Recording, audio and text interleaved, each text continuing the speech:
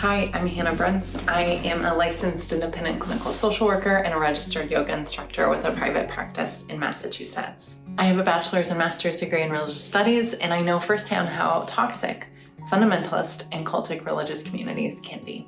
So thanks for being here. Before we jump in today, remember to subscribe to the Theology Therapist YouTube channel and press the bell notification to get updates on all weekly new releases. Lastly, if you find any of this helpful, I would love if you could leave a comment below and share with a friend.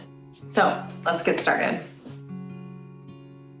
So today we're going to talk a little bit about how religious trauma has got you feeling like you are always in trouble. There are a couple of reasons why this is that I just want to dive into a little bit today. The first I would start with is child development, right? So when you are raised in a fundamentalist or a cultic religious community, your development as a child and the milestones that you hit as a human, like through that human development, are impacted by these communities. And when you are raised with the consequences for your actions being very extreme, then the reaction is extreme too. The response is extreme. We have talked before about religious trauma syndrome or religious trauma at large and what it looks like.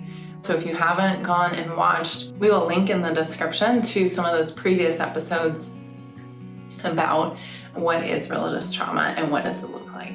So what we do know is that religious trauma, the way it shows up is really similar to complex PTSD. Some of the ways that we see that impacted in the way somebody feels about like that sense that you're in trouble, right?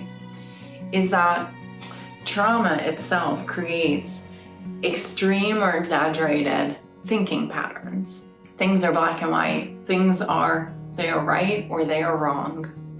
And that shows up after trauma, and especially with religious trauma, that shows up because you were raised in a community that says there is a strict set of rules of what is cool, what is kosher, and there are things, a whole list of them, that are not. And if you do or engage in any of these that are not, then it can have, like, bad things can happen. That in and of itself, like that black and white thinking paired with those consequences can really develop that sense from a young age if you grew up in this kind of environment. The sense of like always, like, I'm doing something wrong. The other thing that religious trauma impacts in the way it relates to feeling like you're doing something wrong is decision-making and critical thinking. We know that after religious trauma, someone's critical thinking skills are usually impaired, right? Because the locus of control, the power is placed outside of oneself. That's given to bishops or elders, that's given to a pastor, or like the Bible, or whatever it is, like scripture. It's given to tradition. It's given to a lot of things, but not you. And so when you've left that behind and now you are the sole expert on you, you're like, shit, what do I do? You know, like, who knows what's right or wrong here? And you're not used to having to know that or to make those decisions for yourself. And so those two, decision-making and critical thinking, are really sort of paired together because that critical thinking is what leads you to that decision-making, right? They really are all wrapped up, because if you're thinking in black and white terms and you struggle with critical thinking skills because you've never been taught them, right? Then it is going to make making a decision really tough. Or when you do make that decision, it's gonna feel like there are profound consequences to making that decision. And those consequences are that you feel like you have done something wrong all the time, because we're like, realistically, we're constantly confronted with making decisions, right? With choosing what's best for us in our lives. And so that is an experience of day in and day out.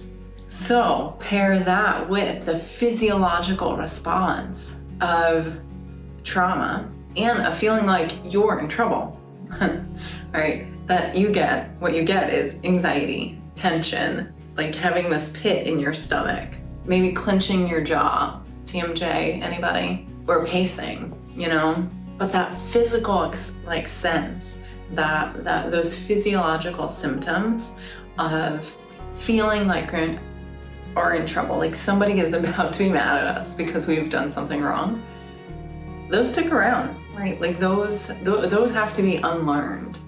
So what now, right? Like you're probably like, yes, check, right? I know that I have been there and it has been like, yes.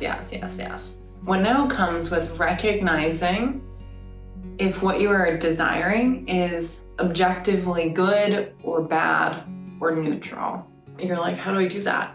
Are there other people around you that you see who make similar choices without severe consequences? Like, I'll give you a silly example from my life. It wasn't the first time that I lived on my own, but whenever I really sort of left home, and I lived on my own far away, and I was grocery shopping. Whoa. Identity crisis in the grocery store, right? Every time I went, it was like, just overwhelming. It was like too much, right? Because this is like the stupidest example, but this is like really how this happens.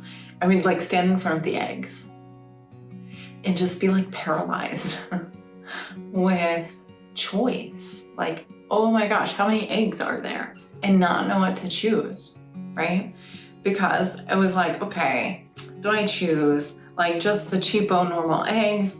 Do I choose the organic eggs? Do I choose the free range eggs? Do I choose white or brown? Or there's so many choices. And I was having like a full-on anxiety, like panic attack identity crisis in front of the eggs because it felt monumental. Like it felt huge, this choice about what eggs. So some people told me about Trader Joe's, resolved a lot of that, right? I've got maybe a little bit less now, but when I was going, it was like, okay, I've got two options, organic, not organic. That really helped. So maybe in the beginning, you want to minimize the amount of choices that you have to make until you get comfortable making those choices on your own. Thinking back to, okay, are there people around me that are making similar choices? Like, how do I know if this is value neutral? Okay, let's think. Everybody I know buys eggs. And how do they choose what eggs to buy? Well, I'm sure everybody, I'm sure you've got an opinion about the eggs too. Like they should be free range and the chicken should be, whatever. And I could see that they were making these choices without too much upheaval, right? They were choosing eggs, they were just putting in the basket. They didn't have to stand there in front of the eggs for 15 minutes. And so I could see that okay, the consequences here are not as grave as I feel like they are, right? If I choose, because I am a grad student, if I choose just normal eggs, I'm not, the whole system isn't going to come crashing down. May I at one point change and choose different eggs that might actually have more health benefits for me? Maybe. But if today, for whatever reason, I don't choose those, am I going to be the reason that the whole system crashes down? No. I think that's the first thing, is recognizing, is this choice, does it have a value to it? Is it good or bad? Or is it actually value neutral? Because I think after religious trauma and how we have this sense of like doing something wrong all the time, that it's really easy to assign value to something that is actually neutral. Now, another thing to do to unlearn this is to ask yourself, whatever the thing is, right? Like ask yourself where you learned that. What you wanted was bad. And is that a source that you want to have that much power in your life, right? So if I learned from youth group or my private Christian school education that having sex before marriage or any sort of sexual contact before marriage is bad. So if that was the information that I learned, sex before marriage is bad, I might ask myself, where did I learn that? And I might say, youth group and like education, private Christian school education. And then I need to like actually look and decide, are these two things the sources that I want to have power in my life? Well, private Christian school education, no. It wasn't that great of an education. Some private schools are, mine wasn't. 2, youth group. No. My youth group didn't set a lot of things that, there were a lot of positive things about it, but there were a lot of things that happened that not okay, And even the way they interpreted the Bible, I don't agree with. And so, I'm gonna look at those 2 sources from where I learned that and say, I actually don't agree. Like, I don't want those sources to have power and that much power in my life. And when you make decisions that align with your values, you then need to go do something, right? You need to like get up, stretch, go for a run, do some jumping jacks, do something to move that on edge energy through you that arises when you feel like you're in trouble from making a decision and from making something that maybe at this point that it's not like a wrong decision. But remember from last week that our bodies and our emotions take longer to catch up with our beliefs. And so whenever you make that decision, whenever you make that choice, then don't just like make it and then like keep doing whatever the thing is you're doing. No, get up and do something with body oriented to move that energy through your body, because it has to complete a cycle, right? So do something to get up and get out of it. And then you can go back and start working or whatever you were doing. So do you guys want to know, do y'all have my one gender inclusive Texan y'all have the experience of feeling like you are always in trouble because of religion? Let me know in the comments. If you think it would be helpful, share with a friend. Thanks for being here, and I'll see you next week.